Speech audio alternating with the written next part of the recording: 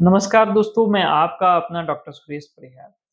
दोस्तों, आज मेरे पास में एक इंसान आए और उनकी जो समस्या थी वो ये थी कि साहब मुझे ऐसे महसूस होता है कि मुझे कुछ हो तो नहीं गया है। दोस्तों, ये टिपिकल जो लाइन है ये मन में बहुत सारे लोगों के आती है। हर एक जो सजग इंसान है उसको ऐसे लगने लग जाता है, उसके माइंड में ये विचार आता है। लेकिन ये विचार अगर सिर्फ विचार हो तो कोई परेशानी नहीं होती। लेकिन हमारे जो साथी हैं, वो बहुत अच्छे से अपना काम-धंधा कर रहे थे पिछले 6-7 महीने से बहुत ही सही थे, अच्छे थे। लेकिन लगभग पिछले 2 महीने से उनके मन में ये न केवल विचार आ रहा था, बल्कि इस विचार की वजह से उनको घबराहट हो रही थी, उनको टेंशन हो रही थी, उनको बेचैनी हो रही थी।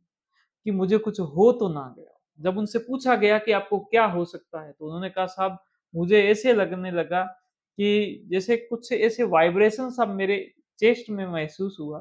तो मैंने कहा कहीं मुझे हार्ट अटैक तो नहीं आ गया हो? ठीक है। इसके अलावा कभी-कभी मेरी जब पैरों में दर्द होने लग जाता है, तो मुझे ऐसे लगने लग जाता है कि कहीं वहाँ पर कोई ब्लड का जो वेसल्स हैं या कोई धमनी जो है मेरी, है ना? जो खून की नाड़ी है, वो कहीं बंद तो नहीं हो गई है। तो ऐसे अलग-अलग शरीर के बारे में अलग-अलग जो बीमारियों के से संबंधित विचार आना और उन पर इतना भरोसा हो जाना कि हमें घबराहट आने लगी, हमें बेचैनी होने लगी, हमें हमारी जो दैनिक जो जो दिनचर्या है वो डिस्टर्ब होने लगी।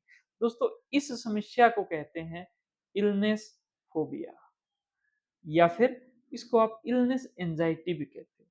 अगर आपको उस समस्या की वजह से डर लग रहा है, बहुत ज़्यादा भयंकर डर लग रहा है, तो ये फ़ोबिया में आता है। लेकिन अगर आपको एंग्ज़ायटी बहुत ही ज़्यादा हो रही है, परेशानी आ रही है, चिंताएँ हो रही हैं, तो ये इलनेस एंग्ज़ायटी के लक्षण हैं। दोस्तों, इस इलनेस फ़ोबिया या इलनेस एंग्ज़ायटी को कैसे हम दूर कर सकते हैं?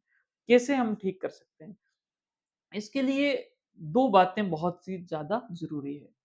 सबसे पहली बात ये रहता है कि इसका कारण। दोस्तों, जैसे कि मैंने भी बताया और आप भी समझ सकते हो कि माइंड के अंदर विचार बहुत सारे आते हैं। उन विचारों से आपके शरीर के ऊपर जो प्रभाव पड़ेगा वो इस बात पे पड़ेगा कि उन विचारों में से किस विचार पर आपने भरोसा किया, आपका बिलीफ क्या रहा, उन विचारों पर आपका बिलीफ क्या रहा। अगर कोई विचार आया कि मेरे चेस्ट में जो ये इस प्रकार से हो रहा है, तो ये हो सकता है कि मुझे हार्ट अटैक आ गया हो।